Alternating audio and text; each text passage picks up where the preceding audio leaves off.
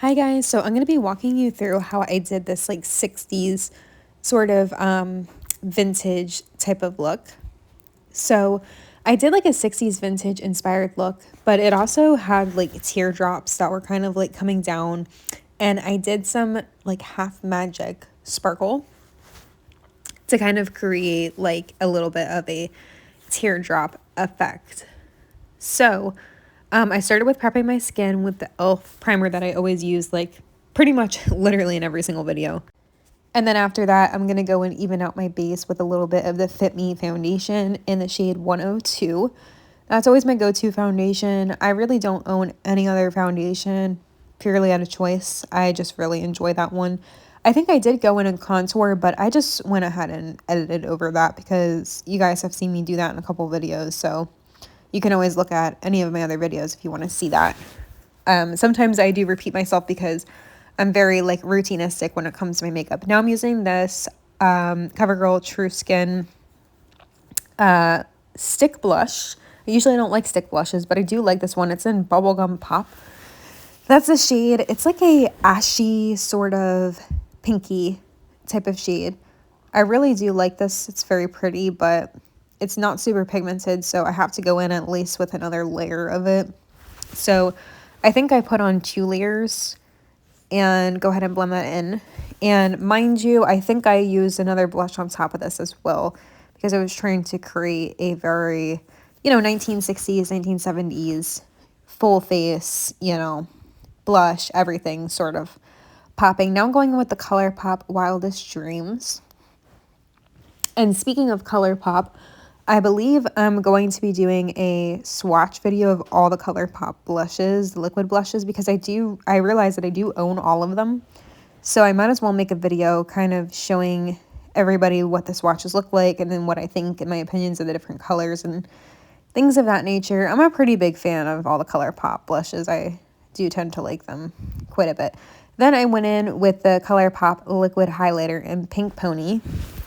And I just highlighted my cheekbones with that. And I'm going to blend that out. And see how the blush always somehow just sinks in to my skin.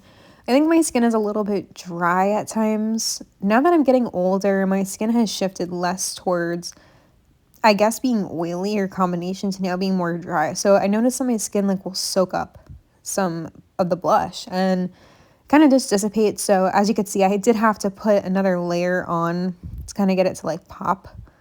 Sometimes that is the problem with drugstore products. You feel like they maybe don't come out as pigmented. And I'm going in and powdering as I always do. And I'm filling in my eyebrows with a medium brown eyeshadow shade that I just found in any other palette that you can find. And now I'm taking the NYX Lingerie lip liner in Sweet Tooth, and I'm going to go ahead and outline my lip area all the way with this. We're going for a blue bold eye with a hot pink lip. Nothing says 60s like that very bold, feminine, strong look in both the eye and the lip. And we're going to add in some theatrical details. I realize that a lot of my makeup looks that I've been doing in recent times have been very much so bold and strong looks and more theatrical. And I do a lot less natural looks, I guess, when it comes to kind of the space of filming and doing YouTube stuff. I don't know why I tend to gravitate towards wanting to do that. I think it's sort of like my art form or self-expression, where on a daily basis, I will do cool makeup, but I'll kind of keep it more toned down. So anyway, I'm using this Stila Liquid Play, and this is in Baby Blue, I believe the shade is called. If it's not remembered correctly, I will have that linked in the description. I'm usually pretty good about that, at least on TikTok. Sometimes on YouTube, I haven't been good about putting products in the description, but I will get better at that as I move along my journey of content creation, in which I never saw myself doing content creation, but life has brought me to a point to where I am doing that for some reason. So yeah, I do enjoy it a lot. It's really, really fun to create looks and have people interact with you and, give their feedback and how they feel about different looks and emotions towards them.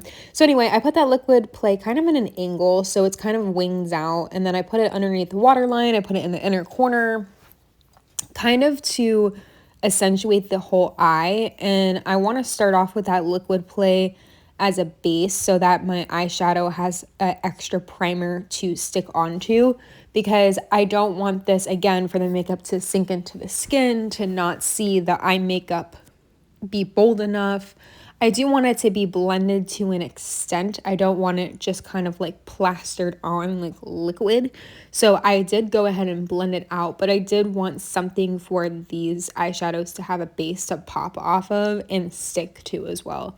So if you do have an issue where your eyeshadows, like from the drugstore, like for example, like this palette where you're packing it on and it's not sticking, sometimes putting on like a thick concealer underneath, or like a liquid play by like Stila, or like one of those that'll kind of grab that powder and help you to keep building in layers. That's what I do, especially for like theatrical makeup or anything that involves a lot of impact.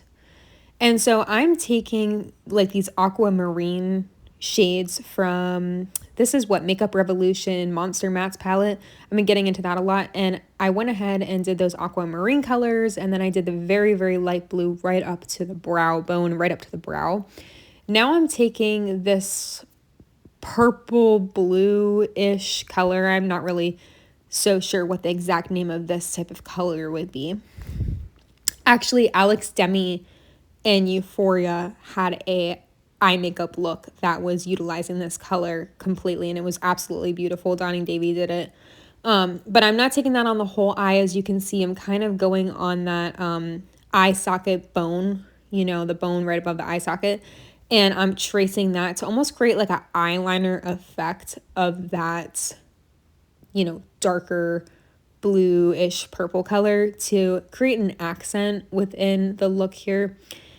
And so I'm not really blending anything super well on the outside with the brush. I'm going to go in with the Beauty Blender actually and kind of take that down and take that out a little bit. Then I'm going to go in with the, let me take a breath. Oh, the Fenty Fly Liner in the shade Black.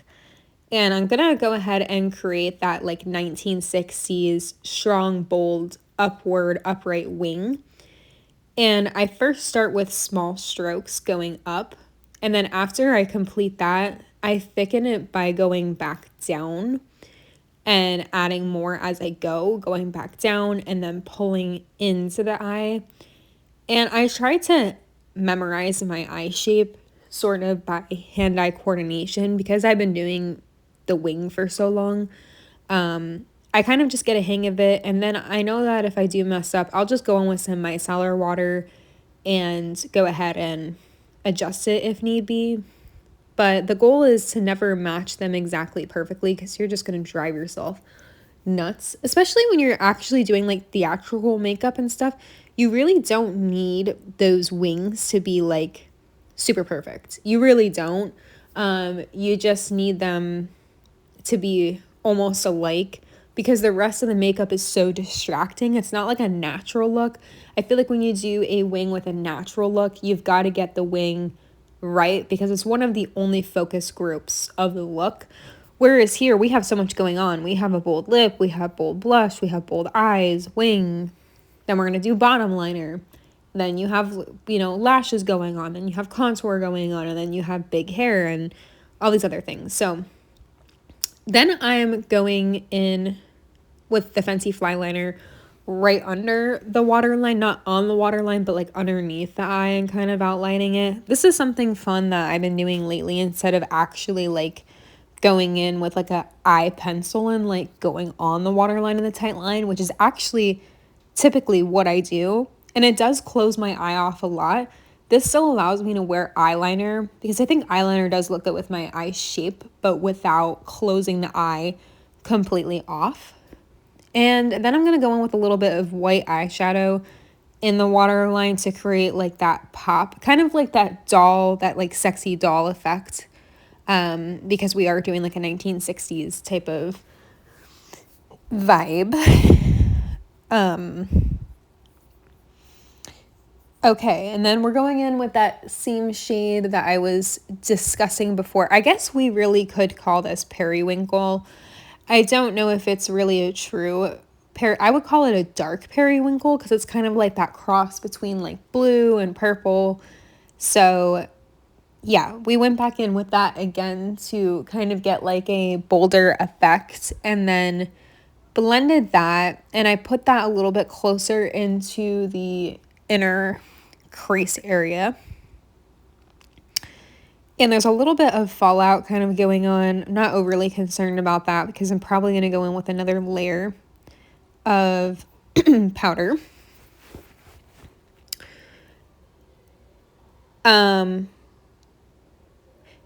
Sorry if there is background noise. There's some very loud people in my building sometimes and some days. And so, yeah, no, sometimes college students have a hard time occupying themselves when they're not in class. So they tend to yell outside and run in circles and do those types of activities for some reason. And so I am taking the NYX Midnight Blue. Is it Midnight Blue? I don't know. It's a blue eyeliner pen from NYX. And I created like these 3 small little underneath the eye wings that kind of like embody, lashes. And it kind of gives it more of that 1960s look. So I did that on both sides. And then I brought the blue eyeliner into the inner corner and create an inner corner wing. And then I'm going to go and shape out the face with some bronzing action and warm up the face a little bit. Go over the areas that I would like to bronzify. That's a new word. And then I'm going in with one of my favorite lipstick shades. It is the ColourPop Hot Pink lipstick in the shade I Heart This. And I'm putting that on all over. Sorry if I am a little bit out of breath while I'm doing this audio. I had some kind of food poisoning or stomach flu last week, and kind of going into this week, it's been difficult for me to transition into normalcy because I've been just very weak and tired, haven't been eating as much. And so sometimes I do get out of breath easily. Like after I get sick, I tend to have like that. Ever since I had COVID, the last time I had it, I feel like my sort of like heart rate never really returned back to normal. So sometimes my heart rate gets a little high or my body gets agitated from being sick. But overall, I'm a lot better. But if sometimes I do sound out of breath, having anxiety does not help that either. But I do the best that I can. Maybe it's just my anxiety tricking my brain into thinking that I do sound out of breath. Anyway, this is the Too Faced powdered blush in Watermelon Rain. This is a very nice blush. I would say one of my favorites, but it's got a little bit too much red in it for me personally. I purposely put this on in a circular stamped method because we're going for, I just slammed my elbow. I know that hurt like a bitch. Excuse my language. And we're putting that on, stamped on there, kind of a little bit lower direction than I usually would put blush. I usually put blush closer to the eye for a more modern technique. But we're going for that 1960s kind of theatrical look where, it's very dramatic, The men labeled the women back in that day to be so dramatic, such a blue shrug eye and a hot or red lip and, the blush. And so I was kind of like expressing myself through my makeup. And I was like, I'm feeling emotional and I'm feeling strong and I'm feeling sad. And I just wanted to embody my feelings through my makeup. And, you know, I feel like men in society tell us a lot of times what makeup is to us, why we shouldn't wear it, why we should wear it, questioning why we wear it.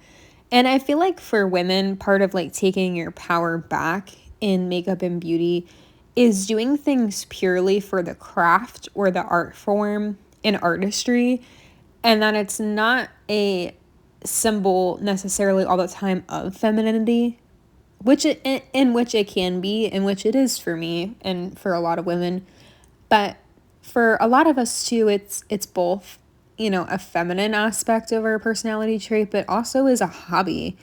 And so for me, I feel like expressing myself through, you know, what I feel that day and how I want to do my makeup, and kind of like taking the power of doing it the way that I want to, you know. And so anyway, side rant, you know, I am studying to be a social worker, so I don't know, there's always a therapeutic side of my mind. My mind always feels like it's split in half between creativity and intellect, and it fights itself. So I don't know what to tell everybody, but I noticed that lash is hanging off and it's bothering me, and I want to punch myself in the eye because why, Leah, is your lash hanging off? Please, I hope you fix that. Let's see if I do. If I do, it maybe, yeah, I don't know. But these lashes are very, very curled up. They're very curly. They're very like, oof, dramatic. I do like them. I'm wearing them now. But yeah, I put some mascara on. I put some blue mascara. I kind of clumped the mascara to kind of give it that like 1960s look. Went back in with the blue eyeliner. And then I'm creating a wave like top wing right under the brow bone. I don't have a lot of space, you know, on my lids, so, but I am creating like this wave-like wing liner design. And there goes me being out of breath. I guess anybody would get out of breath for talking for 20 minutes, no? It's a long time to talk with no break. But yes, I created that, and I thought that that was a really fun, dramatic effect.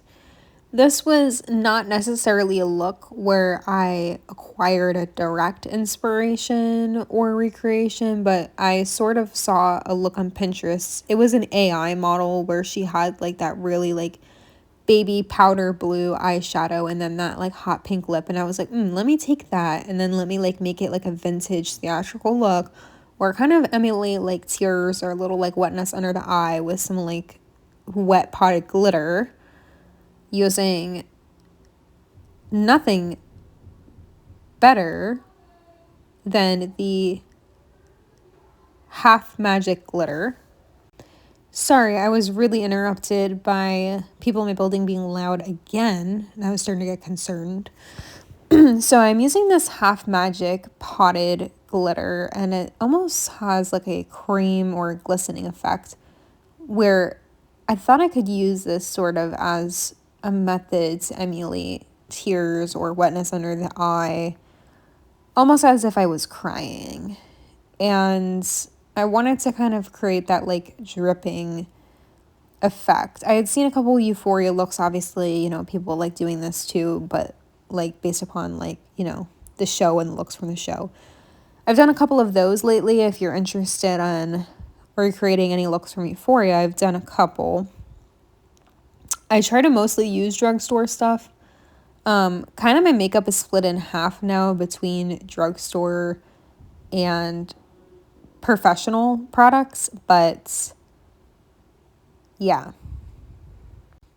And so I think I went back in a couple of times to kind of like tweak this and play with the look to see what it would look like. I really was doing this for fun, and most of all of my looks kind of come from a place of a creative mindset, and it's usually never set in stone. Art really never is.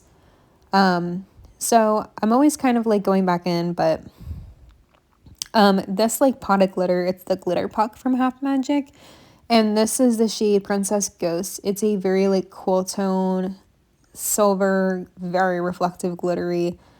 And it's got like this wet look. It doesn't dry down like a hard glitter where it like loses its like reflex. It really sticks down. So it's really fun to play with, and it does not like mess with my skin.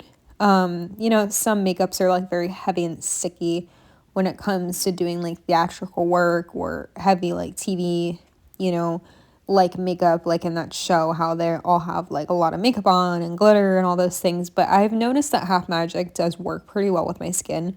And that really does say a lot considering that I've had so many issues over the years with my skin.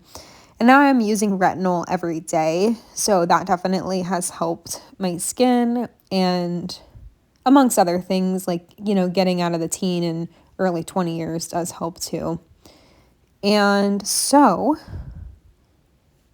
here we go. I'm wondering if I added anything else. I think I may have added like some eyeliner to the bottom to kind of create like more teardrops. And I'm not sure if I filmed that part, but I put my hair in like a half up, half down with a bump it. I didn't actually use a bump it. I just teased my hair and put a claw clip in to kind of make it look like I had a beehive, because I thought that would be fun.